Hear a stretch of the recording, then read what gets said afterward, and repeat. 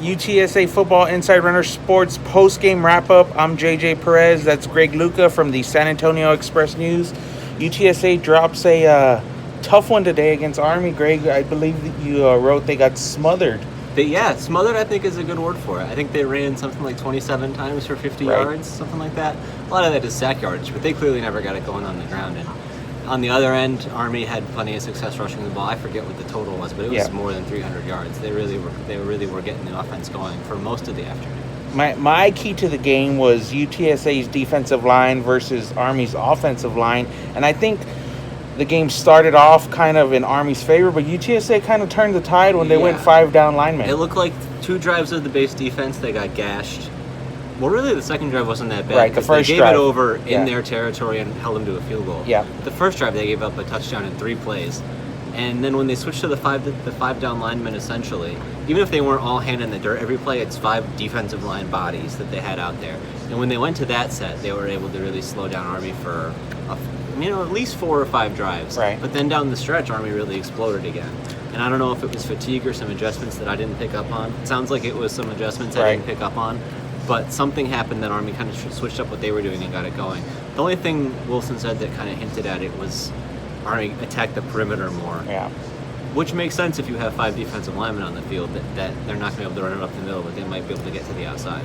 On the other side of the ball, UTSA struggled a little bit offensively today. They were able to get something going out of halftime. I guess there was a halftime speech that kind of energized the offense. Whatever it was, they put together one really clean drive out of the second half, and that's when I started to think it could be a game. And I think probably everybody did. They were down 10-7 at that point. And then they were driving into Army territory, and Cephas really not protecting the ball. I mean, freshman receiver Joshua Cephas fumbles. They just took it away from him. And it's just a freshman mistake, and he had done enough to earn a starting spot. I believe he started again today. Yeah. So second game in a row. We'll see if that impacts that going forward. But that was really something that made it a lot more difficult for them to come back, because then Army got rolling again. I think next play, 41-yard touchdown, and then from there the game's basically over. So to me, there were a lot of big plays that kind of swung, not the momentum. I don't like the momentum, but there were a lot of big plays. At the end of the first half, it looked like UTSA was in business to put up a score, and it just kind of sputtered out, and they missed the field goal attempt. And they took control inside the 25, I think, and then there was a 3-yard pass and then back-to-back sacks, and then suddenly you're trying to kick a field goal, and it turns out you don't have a field goal kicker, and then you come away with nothing, and you're down 10-0 at halftime. So imagine if they make the field goal there. Then they score the touchdown, and it's 10-10. Exactly. So that would be a whole different ballgame. You know, right when it happened, it felt problematic, but the extent to which they hadn't moved the ball, it was like, even if they get 3 points, when are they going to score again?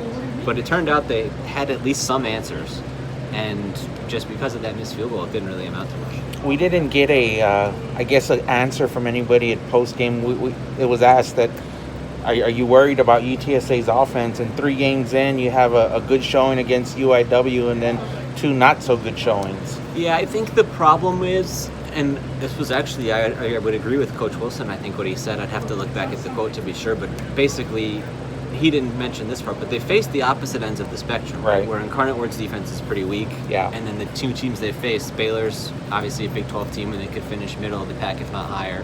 And then you have Army, who will blitz you from all different angles, and clearly that was something UTSA wasn't prepared for. So you face 2 you can't handle, and 1 you clearly could. We don't really know where in the middle UTSA falls. So I think hopefully next week they start to get a better grasp of that.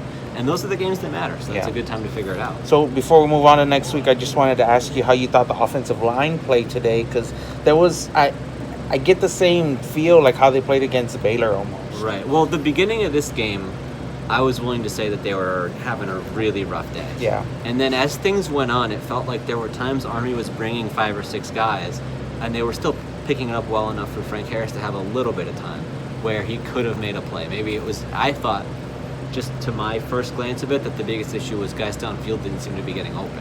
And that led to a lot of the what seemed like pressure situations or sacks or having to scramble or whatever it may be.